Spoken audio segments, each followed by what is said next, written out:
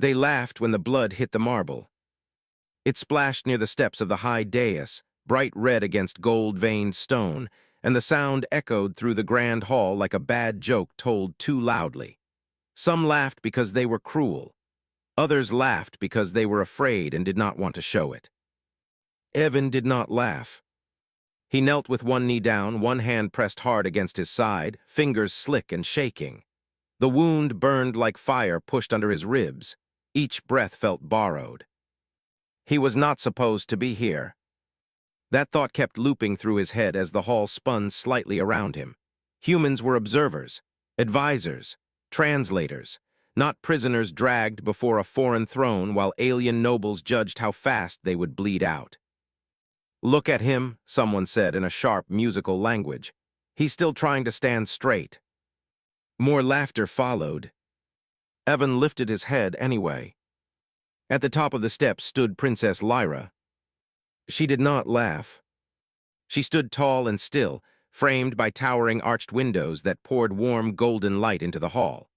Her yellow gown flowed like liquid sunlight, silver embroidery, catching the glow with every small movement. A silver choker rested at her throat, centered by a blue gemstone that reflected the light like a calm, frozen star. Her long blonde hair fell in loose waves down her back. A delicate tiara rested above her blue eyes. Those eyes were fixed on Evan. Not with pity, not with amusement, with sharp, focused attention. Behind her, soldiers in black uniforms and tall top hats stood in a perfect line, unmoving as statues. Their boots were polished, their faces hidden. Their silence felt heavier than the laughter. Evan swallowed. His instincts screamed at him to look away. In every briefing, every survival manual, the rule had been clear. Never hold the gaze of the Aurelian royal line. Among them, eye contact was dominance, a challenge, a claim. He knew that. And yet, when Lyra's eyes met his, something in him locked into place. He could not look away. The noble closest to the dais leaned forward, scales along his neck shimmering. "Princess," he said, voice smooth and pleased. "The human violated ceremonial ground. He spilled blood upon sacred stone. The punishment is clear." Evan felt the room tilt again. He forced himself to breathe slowly. "And out." Pain roared louder. He expected Lyra to glance away, to dismiss him like the others, to order it done so the hall could return to its comfortable cruelty. Instead, she descended one step. The laughter faded. Another step. Her gown whispered against the stone. "Who did this to you?" Lyra asked. The hall went silent. The words were spoken in clean, precise standard, human language. Evan blinked, surprised despite himself. "I fell," he said. It was the truth, bent slightly. "After being pushed." A ripple of murmurs spread. Lyra's gaze sharpened. "By whom?" Evan hesitated. He felt every eye on him now. The nobles, the soldiers, the guards who had dragged him in and thrown him down like broken equipment. If he spoke, he would make enemies. If he stayed silent, he would bleed out before sunset. He chose a third option. "I don't know their name," he said quietly, "but they laughed when I fell." A few nobles shifted. One of them smiled thinly. Lyra stopped walking. She was close enough now that Evan could see the fine tension in her jaw, the way her fingers curled slightly at her side. "You are wounded," she said. "Yes." "You are afraid." "Yes." Her eyes did not leave his. "And yet," she said softly, "you do not lower your gaze." The words were not an accusation. They were a question. Evan felt his heartbeat in his ears. He knew what he was risking. He knew the cultural line he was standing on, bleeding across. "I was taught," he said, voice steady despite the pain, "that looking away doesn't stop the truth." A sharp intake of breath echoed somewhere behind her. Lyra's lips parted slightly. For the first time, something like surprise crossed her face. The noble with shimmering scales scoffed. Princess, this is dangerous. Humans are impulsive, emotional. This one is trying to provoke. Enough, Lyra said. One word. The hall froze. She stepped down the last stair and stood directly in front of Evan. They were eye level now. Up close, her presence was overwhelming, not loud, not forceful. Heavy. Evan's vision blurred at the edges. He was losing strength fast. Still, he held her gaze. Still, he refused to bow. Lyra studied him as if the entire court had vanished. Then she did something no one expected. She knelt. Gasps exploded through the hall. Her gown touched the same blood-stained marble they had mocked moments earlier. She reached out. Her fingers hovered just above Evan's wound, glowing faintly blue. Human, she said quietly, so only he could hear. If I heal you, will you tell me why my court is lying? Evan's breath caught. The mystery deepened. And somewhere in the silence, the laughter died completely. The blue light from Lyra's hand sank into Evan's skin like cool water. The pain did not vanish at once. It softened first. Then it pulled inward as if something gentle but firm was stitching him back together from the inside. Evan sucked in a sharp breath and nearly lost his balance. Lyra caught his arm. Her grip was steady. The nobles erupted. You cannot touch him. Princess, this is improper. He is beneath. Lyra lifted her head. The sound stopped. Not because she shouted. Because her eyes changed. They were still blue, still calm, but something ancient surfaced behind them. Authority older than the hall itself. He bleeds on my floor, she said. That makes him my concern. The soldiers behind her did not move, but Evan felt their attention sharpen. Even the air seemed to lean closer. The healing finished with a soft pulse of warmth. Evan exhaled slowly. The pain was gone. Not dull, not muted. Gone. He flexed his fingers in disbelief. His shirt was still torn, the blood was still there, but his body felt whole again, steady and grounded. Lyra released his arm. Stand, she said. He did. The hall reacted immediately. Whispers surged like a wave. Some faces showed shock, others anger. A few flickered with calculation. The scaled noble stepped forward, smile gone. Princess, by ancient law, no foreigner may receive royal healing without. My consent, Lyra finished, which I give. She turned her back on him. That alone was an insult sharp enough to draw blood. Lyra faced Evan again. Up close, her presence was even more intense. He noticed small details now. A faint scar near her collarbone, the subtle tension in her shoulders held back by discipline. You said they laughed, she said. Tell me where. Evan hesitated. Not out of fear this time. Out of awareness. Every word mattered now. They were guards, he said. Not the black uniformed ones, palace auxiliaries, gold trim on their sleeves. They were escorting me through the lower gallery. Lyra's jaw tightened. That corridor was sealed today, she said quietly. Evan frowned. That's what I was told, but they unlocked it. Silence followed. This time it was dangerous silence. Lyra turned slowly toward the line of soldiers. Captain Rowan. One of the black uniformed figures stepped forward and removed his tall hat. His face was human-like but sharper, eyes pale and alert. Yes, Your Radiance. Who authorized auxiliary movement in the lower gallery? No one, Rowan said. The orders were explicit. Lyra nodded once. Then she looked back at Evan. Why were you there? She asked. The question was not harsh, it was careful. Evan swallowed. I was delivering translation logs, he said. From the outer council talks. Someone requested them urgently, said they came from your seal. That stirred the hall. Lyra's eyes darkened. My seal was not used today. A chill crept up Evan's spine. The laughter from earlier made sense now. This had never been about a human bleeding on sacred stone. It had been about sending a message. Lyra straightened and turned to the court. Someone in this hall forged my authority, redirected a human envoy, and ordered him harmed. Her voice carried without effort. That is treason. A noble near the center shifted back instinctively.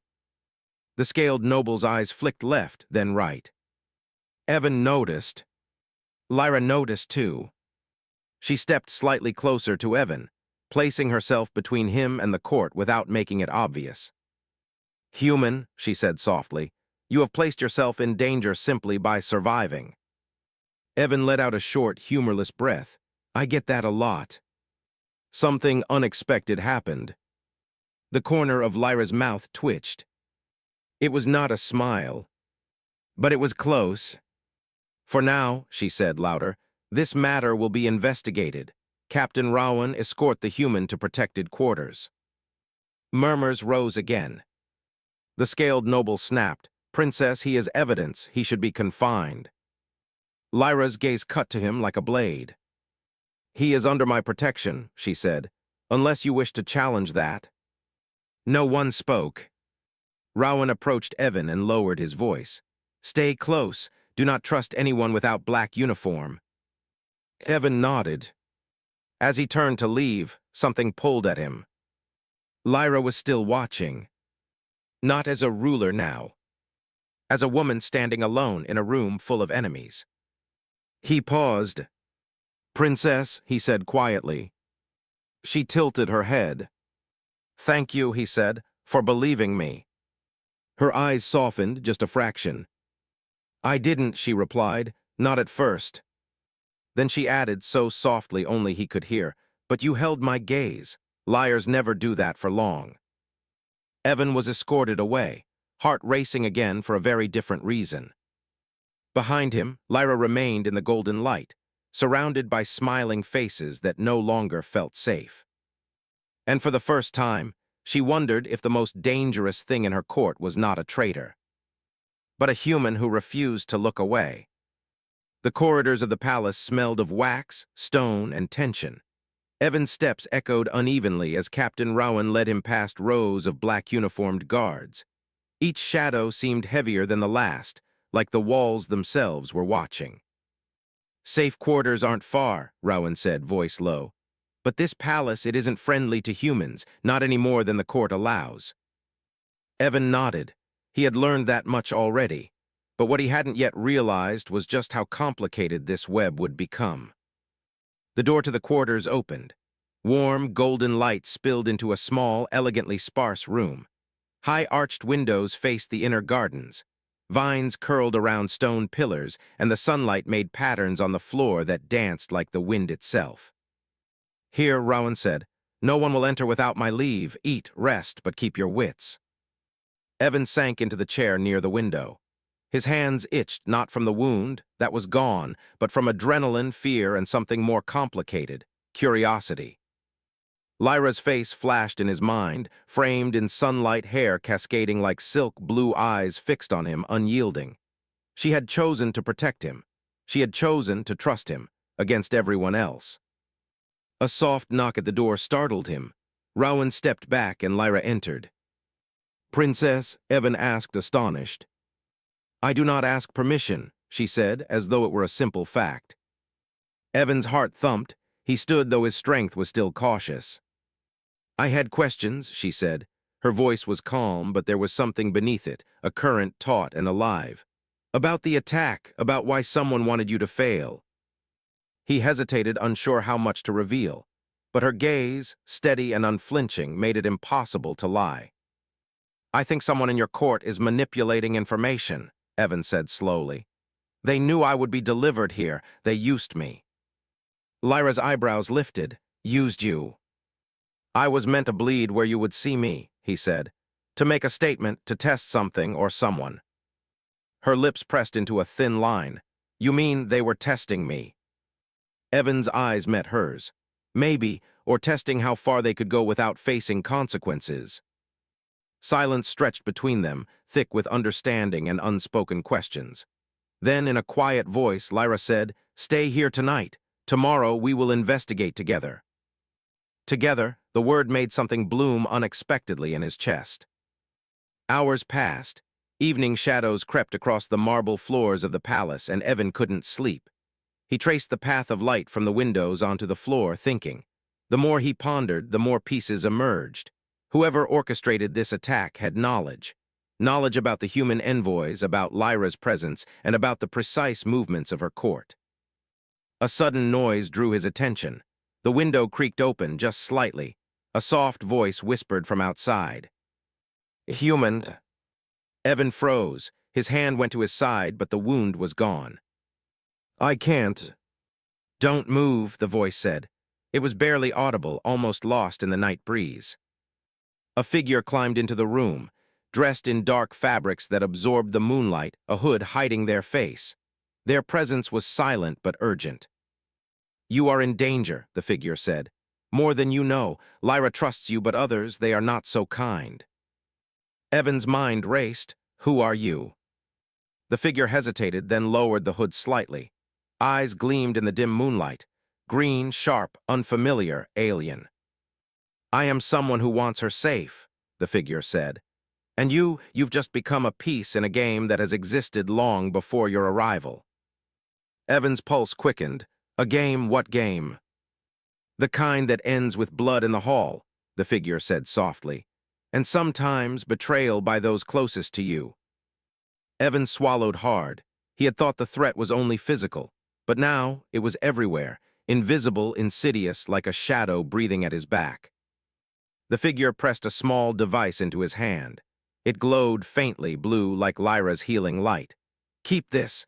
Only trust it when I tell you. Only trust it when the time comes." Before Evan could respond, the figure disappeared as silently as they had arrived. He stood in the dim room, device in hand, heart pounding. Tomorrow, he realized, would demand more than survival. It would demand loyalty, courage, perhaps even love. And as he looked out the window toward the moonlit palace gardens, he knew one truth. In this world of gilded halls and whispered conspiracies, the human who refused to look away would not just survive. He would make them all notice him. But at what cost? Outside, the palace guards shifted in the night, oblivious to the silent war beginning beneath their boots. Inside, Evan understood, tonight was only the first move. And somewhere deep in the shadows, eyes watched him back. The game had begun. The next morning, the palace woke slowly, the golden light pouring through arched windows like liquid fire. Birds sang in the inner gardens, oblivious to the tension thickening inside the walls. But for Evan, the quiet was heavier than any battle cry. He held the small glowing device in his palm as Captain Rowan led him through the hallways. The corridors that had seemed grand and majestic yesterday now felt like a maze of shadows and secrets. Each footstep echoed with the unspoken threat of unseen eyes. "Princess Lyra will meet you in the council chamber," Rowan said. His tone carried caution, and his hand lingered near the hilt of his weapon. "Do not speak to anyone else. Do not reveal what you carry." Evan nodded, the weight of the device pressing against his palm like a promise and a warning. He had no idea what it would do, but he knew instinctively that it was important. When he entered the council chamber, Lyra was already there. The sun lit her figure perfectly, the yellow of her gown gleaming like a crown of light. She did not smile. Her expression was sharp, focused, the kind that could slice through pretense and lies. "Sit," she commanded, gesturing to a chair opposite her. Evan obeyed. He placed the device carefully in his lap, hoping she would not notice. Lyra's eyes met his. "You slept well?" she asked, though it was more of a test than a question. "Enough," Evan admitted, "considering the circumstances." She nodded once. Then the door opened and nobles began to trickle in. Gold-trimmed sleeves, jeweled insignias, carefully polished smiles that didn't reach their eyes. Each of them bowed, but Evan could feel the tension, the veiled hostility. The scaled noble who had laughed at him on the floor yesterday approached first. "Princess," he said, voice smooth, "I hope you will reconsider confining the human to quarters. He is not meant to." Silence, Lyra interrupted sharply. The word landed like a hammer. The noble froze, Evan swallowed. The power she wielded in a single word made his chest tighten. Lyra turned to him. Tell me everything you saw in the lower gallery. Evan recounted the events, careful, deliberate. He described the auxiliary guards, their laughter, the way they had tried to push him into the hall. He did not mention the mysterious figure from the night, yet, but he knew he would have to, soon. As he spoke, he noticed something. One of the nobles, tall, thin, with a face carved from cunning, kept glancing at the black-uniformed soldiers, not directly, just subtle shifts. Nervousness, fear, or guilt. Lyra's hand rested lightly on the edge of the dais. "Someone here betrayed me," she said softly, almost to herself, "and they expected a human to take the fall." Evan's stomach twisted. The truth was sharper than any wound. They had tried to use him as a pawn, and yet she trusted him, even after the blood, even after the pain. The thin noble laughed suddenly, high and cold. "You trust too easily, your radiance. Perhaps the human deserves the punishment you spared him from." Lyra's eyes snapped to him, blue like ice. "Perhaps I do not need your opinion at all," she said. Her voice was soft, but every word carried the weight of a sword. The noble faltered. Then Evan noticed it, a subtle movement behind the noble, a shadow flickering unnaturally. Before he could react, the glowing device in his lap pulsed faintly. He froze, the chamber went silent. Even the distant chirping of the garden seemed to vanish. The shadow shifted closer. Not human. Small, agile, the device thrummed in response, like it recognized the threat before he could. Lyra noticed too, her hand lifted slightly, fingers twitching as if ready to act. "What is that?" she asked, voice low but commanding. Evan's heart pounded. I don't know," he admitted. "It wasn't here yesterday." The thin noble's eyes widened in panic. He glanced around, realizing too late that the council chamber itself had become a trap. His own conspirators had not counted on an unexpected human with something they did not understand. Lyra leaned forward, eyes narrowing. "Step away from him," she ordered, voice sharp enough to cut stone. The shadow leapt toward the thin noble instead, wrapping around him like living smoke. A scream echoed. Guards moved too late. Evan barely had time to react. The device glowed brighter, warmth spreading up his arm. Then silence. The noble slumped to the floor, unconscious but alive. The shadow dissolved into the air, leaving only a faint shimmer. Lyra turned to Evan, her gaze unreadable. "Where did you get that?" Evan's throat tightened. The secret he had kept, intended to protect Lyra and himself, was no longer something he could hide. "I didn't get it," he said quietly. "Someone left it for me last night." Her eyes softened ever so slightly, but the tension remained. "Then someone is watching us," she murmured, "and we are already deeper in danger than I imagined." Evan realized she wasn't speaking only about the palace. She was speaking about him, about the fragile alliance forming between them. And for the first time he understood. Surviving this court would require more than courage. It would require trust. And perhaps a kind of loyalty neither of them had yet named. The chamber doors loomed behind them. Beyond them, the game waited. And for the first time, Evan wondered if he could trust anyone at all, including himself. Because in a palace built on gold and deception, one wrong glance could cost more than a human's life. Evening fell over the palace like a veil of amber silk. Evan could hear the hum of activity in the corridors below, the quiet shuffle of servants, the measured footsteps of guards, the occasional metallic clang that reminded him how close danger always was. Yet inside his room he felt restless. The glowing device pulsed faintly on the table beside him, casting soft blue shadows on the walls. He didn't want to touch it, but he couldn't stop looking at it. It had saved him, and perhaps it would save Lyra too. The thought that someone had chosen to trust him with it, someone who remained unseen, made him both uneasy and determined. A soft knock interrupted his thoughts. "Evan," a voice called. "Lyra." Calm, commanding, yet carrying a subtle thread of something else, worry perhaps. He rose quickly, feeling the weight of fatigue in his limbs. When he opened the door, she stepped inside, closing it softly behind her. I need to know, she said, moving toward the window. Her gown caught the last rays of sunlight, silver embroidery glinting faintly. Who do you trust? Evan blinked. What do you mean? Her gaze pierced him. In this palace, everyone has a mask. Some smile to hide deceit, some bow to hide ambition. Who do you trust? Evan's mind raced. Trust was dangerous. Trust could get him killed. And yet Lyra had shown him that looking away wasn't always weakness. Perhaps it was courage, perhaps trust. I trust you, he said finally, even if I don't understand all of this yet. She turned fully toward him, eyes searching. For a long moment, silence filled the room, heavy and meaningful. Then she exhaled softly. Good, that will be necessary. Suddenly, the device on the table vibrated sharply, glowing brighter. Evan's hand moved toward it instinctively, but Lyra's hand covered his. Not yet, she said, her gaze shifted toward the door, alert. Someone approaches. The shadows outside the door shifted unnaturally. Then, almost silently, a figure slipped into the room. Dark-cloaked, hooded, agile. Evan recognized the green eyes immediately, the mysterious figure from the night before. Princess Lyra, the figure whispered, voice urgent. Time is short. They know about the device now. The human is no longer just a witness. Lyra stepped forward, shoulders squared. Who are you? She demanded. The figure hesitated, then lowered the hood slightly. Scars etched across the face, faint but telling. Call me Sierra. I've been observing, protecting. You are in danger from your own counsel, your radiance, and the human he has become the key. Evan frowned. The key to what?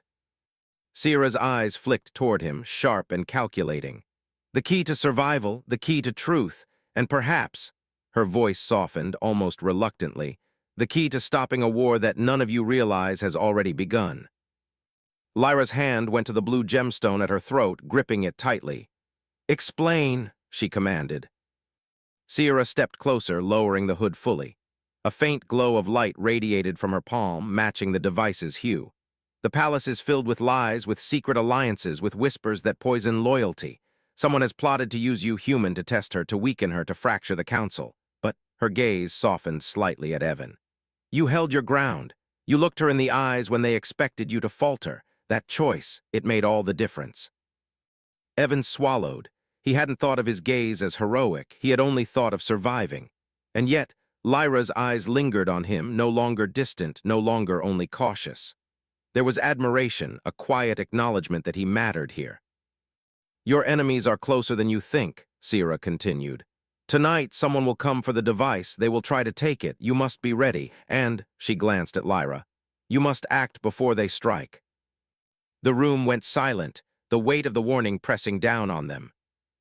Evan's fingers itched to touch the device, to feel its power.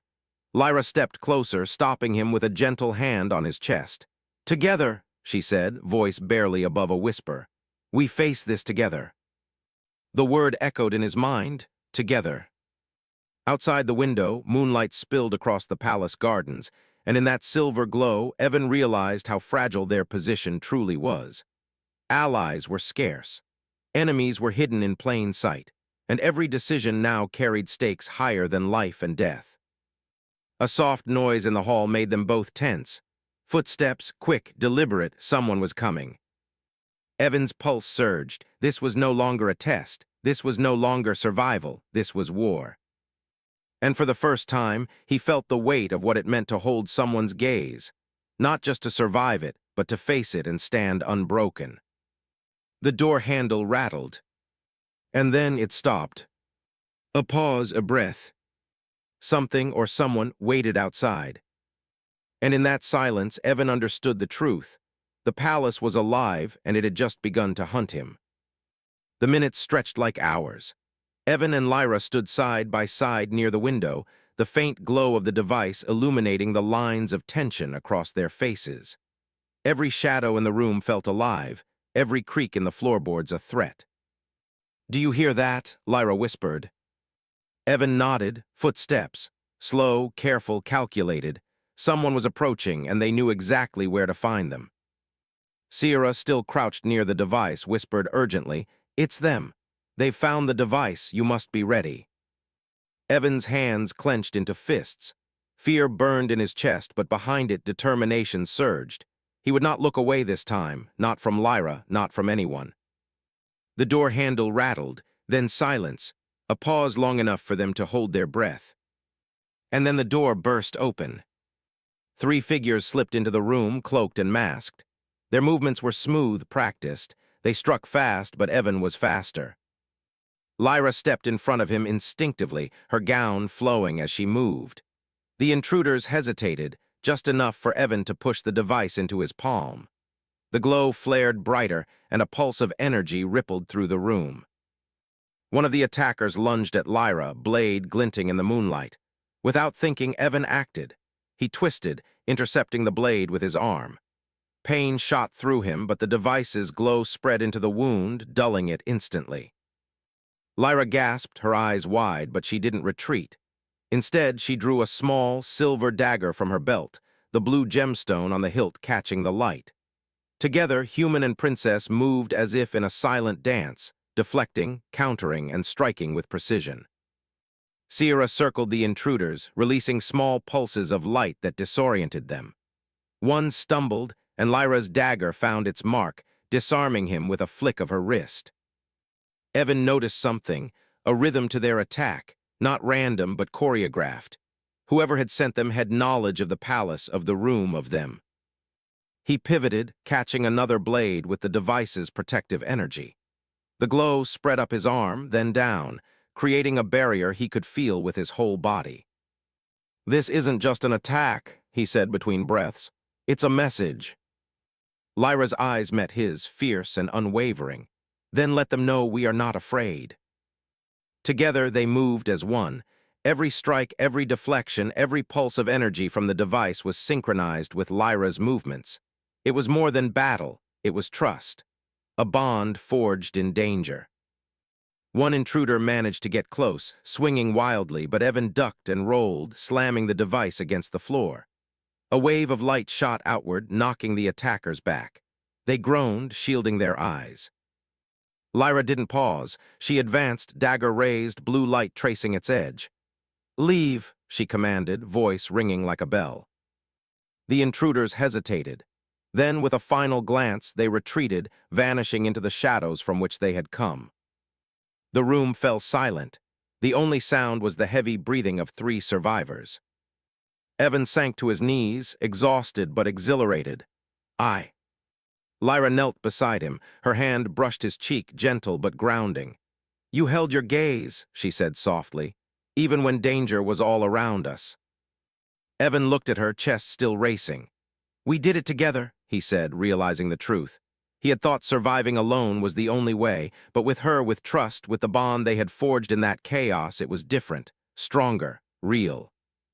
Sierra approached, kneeling beside the glowing device. "The palace knows now," she said. "This is only the beginning. Your enemies will regroup. They will strike again." Lyra's eyes hardened. "Then we will be ready together." Evan swallowed, heart pounding. For the first time since arriving in this world of gilded halls and whispered treachery, he felt a sense of purpose beyond survival. He looked at Lyra, the glow from the device painting her features in soft blue. "Together," he repeated. And in that quiet room, filled with moonlight, shadows, and the aftermath of violence, Evan realized something else.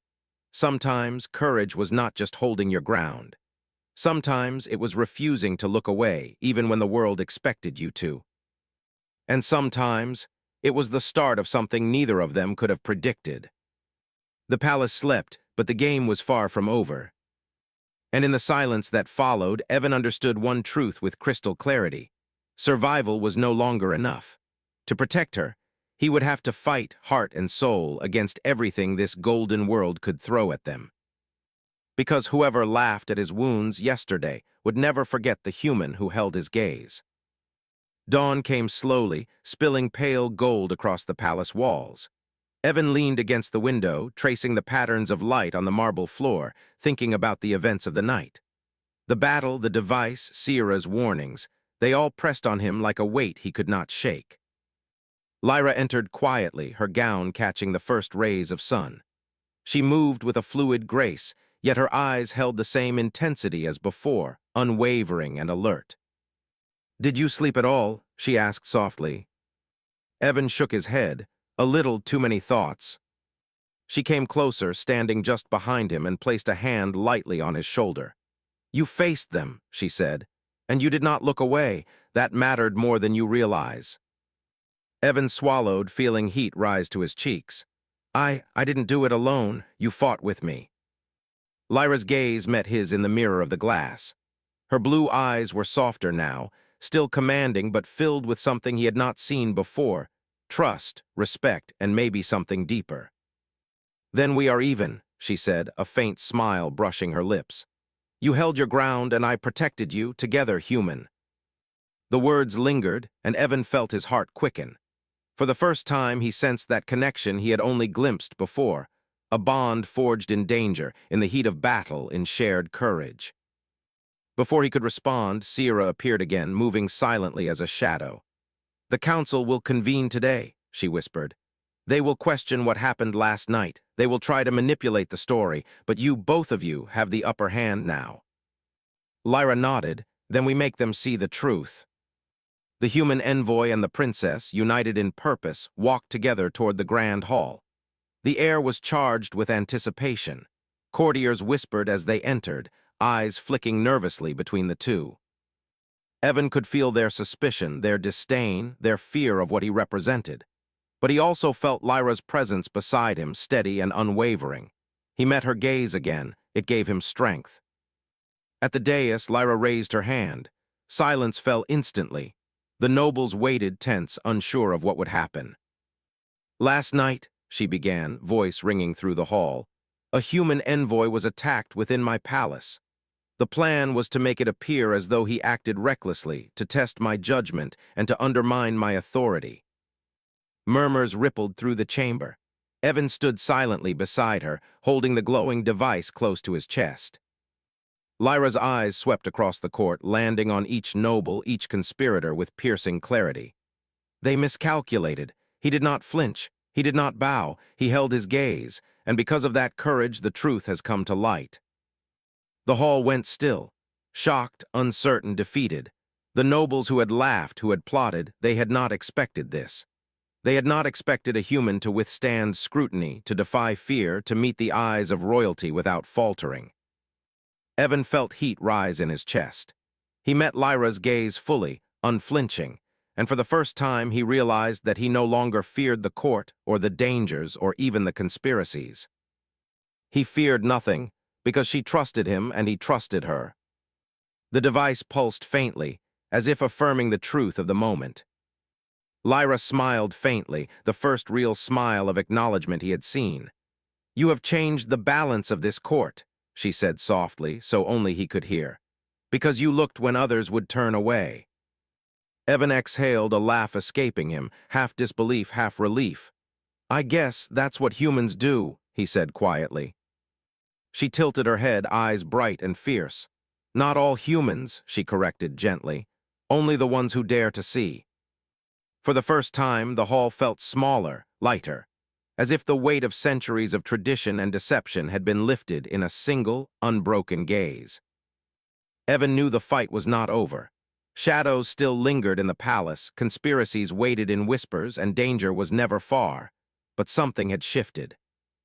He had survived, he had stood, and he had looked. And in that moment, he realized the truth. Sometimes courage is not just surviving.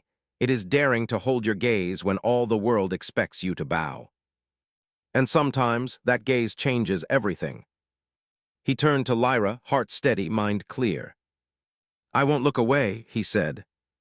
She smiled, radiant in the golden morning light. Good, she replied, because neither will I. Outside, the palace stirred, unaware that the quiet human and the golden princess had just rewritten the rules of power. And for the first time in his life, Evan felt not fear but belonging. The world could try to break him, the court could try to stop him, but no one, not even centuries of tradition, could make him look away. Because he had found something stronger than fear. He had found trust, loyalty, and a bond that would not bend. And the human who once bled on marble would never be forgotten.